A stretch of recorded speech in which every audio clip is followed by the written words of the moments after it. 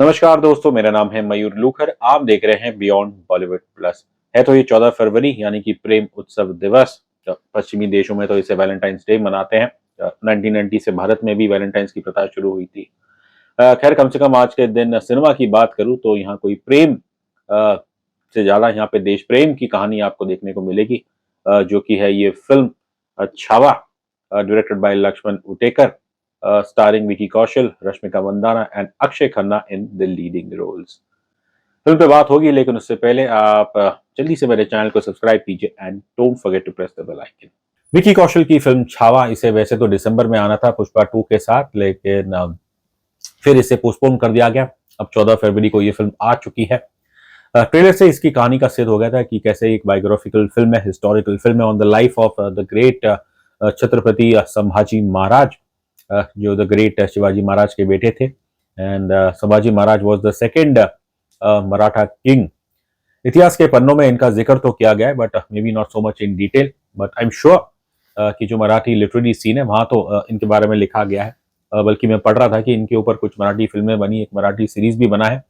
और ये जो फिल्म है it is based on a book called Chhaava, जो कि एक प्रसिद्ध मराठी राइटर नॉवेलिस्ट शिवाजी सावंत उन्होंने लिखी थी। ये किताब 1980 में आई थी। छावा ये एक मराठी शब्द है, और ग्रोइंग अप इन बॉम्बे मैं मराठी तो इतनी नहीं सीख पाया, लेकिन मेरे लिए जो पहले छावा का अर्थ होता था वो तो शायद नॉर्मली जो कोई गुड लुकिंग स्टड होता है, लड़का होता है आपके इलाके में, उसके लिए छावा बोलते थे। लेकिन अब हमें पता चला है कि इसका जो एक्चुअल मीनिंग है वो है इट्स बेसिकली अ टाइगर्स कब। अब शिवाजी महाराज वो शेर थे, तो जाहिर है उनके जो बेटे संभाजी महाराज वो छावा खिलाएंगे। बल्कि जैसा यहाँ पे उन्हें प्रस्तुत किया गया, मैं तो कहूंगा वो बिल्कुल सवा शेर थे। छत्रपति संभाजी महाराज, इनकी जिंदगी का अगर मैं या लेगेसी का मैं बस कुछ कम शब्दों में वर्णन करूं तो बस दो शब्द काफी है। एक तो है युद्ध और दूसरा है यातना। वो इसलिए क्योंकि इनके बारे में कहा गया है that he had fought over 100 wars, I think some 120 wars, और ये तकरीबन सभी ये जंग जीते थे। बस जो आखिरी जंग ये हारे, कायदे से तो वो हारे नहीं क्योंकि छल कपट हुआ था, और फिर इनके साथ जो हुआ वो काफी मेरे ख्याल से दुखदायी है। खैर, मैं ज्यादा कुछ खुलासा करूंगा नहीं, बिकॉज आप फिल्म देखेंगे तो आपको बेहतर पता चलेगा। हिंदी सिनेमा में अगर मैं हिस्टोरिकल फिल्म्स की बात करूं इस करंट एरा में, तो बस एक ही नाम है, वो है संजय लीला भंसाली, जिन्होंने बाजीराव मस्तानी और पद्मावत जैसी बेहतरीन फिल्में बनाई। और उनसे तो खैर कोई कंपैरिजन करना उचित नहीं होगा।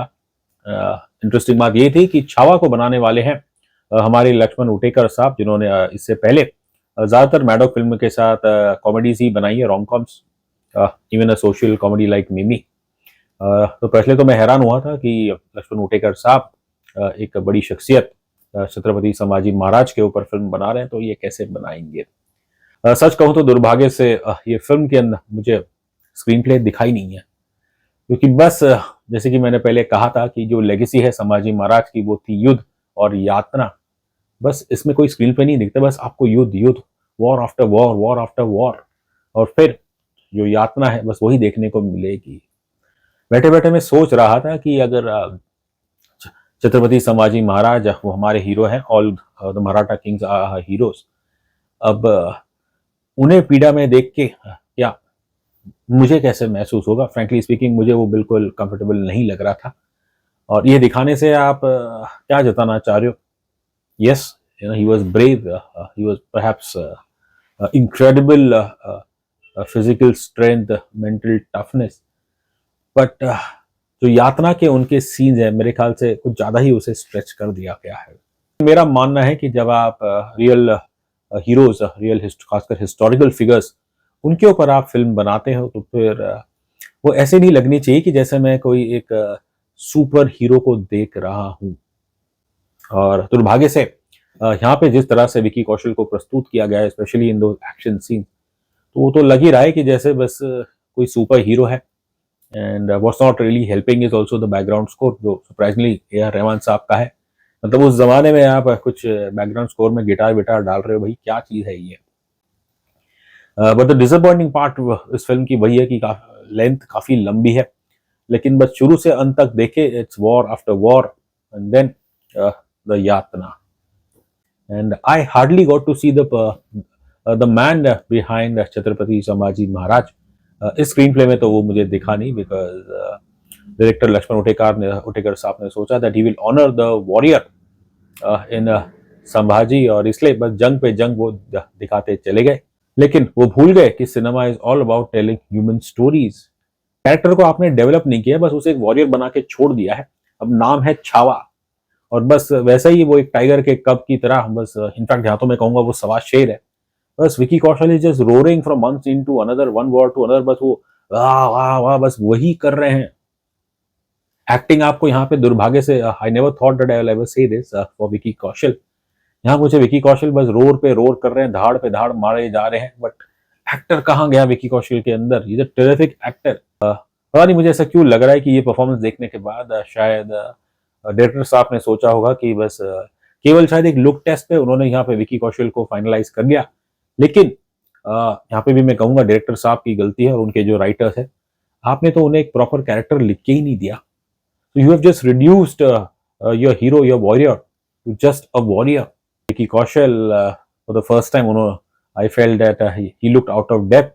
एक्शन सीन में चलिए अच्छा है, बॉडी वॉडी उन्होंने बनाई है, पर जो इंसान जिसके बारे में मैं जानना चाह रहा था, छत्रपति संभाजी महाराज, वो मुझे इस फिल्म और विकी कौशल की परफॉर्मेंस में नहीं देखने को मिला।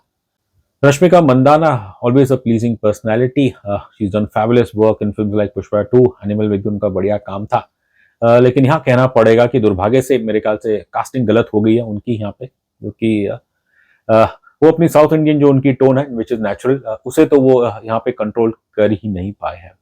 आप बस पूरी फिल्म में देखिए, रश्मिका मंदाना इतना उनके खास रोल भी नहीं, हालांकि जब आप यशुबाई के बारे में पढ़ेंगे तो she played an important part in Chhatrapati Sambhaji Maharaj life when he was alive and even after death she had a significant role to play, लेकिन वो सब चीजें यहाँ पे दिखाई ही नहीं है। यदि इस फिल्म में अगर किसी ने अभिनय किया है तो वो है बस आपके अक्षय खन्ना।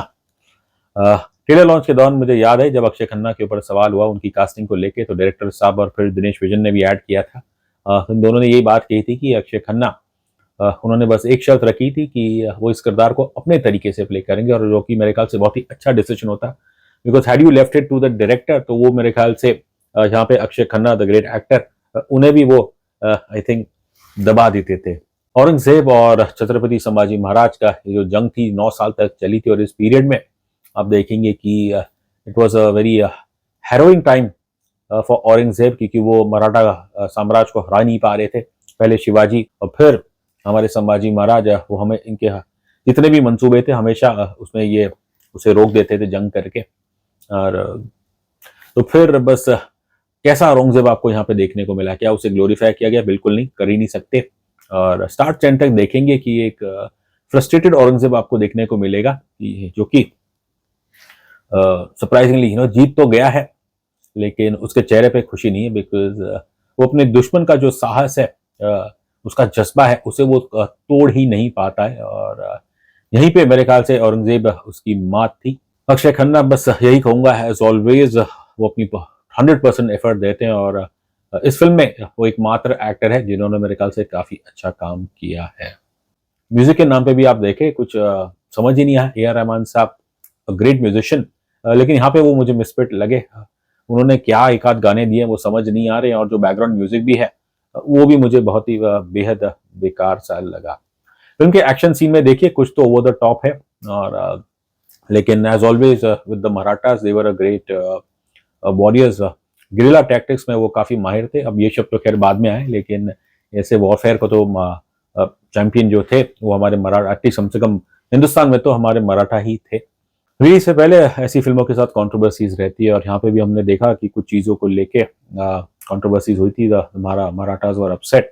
लेकिन फिल्म में आप देखेंगे जो भी लोगों को आपत्ति थी चीज थी, मेनली जो डांस दिखाया था, लेजम डांस बाय छत्रपति संभाजी महाराज, उसे हटा दिया गया, और फिर विकी कौशल और रश्मिका का डांस वो भी आपको यहाँ देखने को नहीं मिलेगा।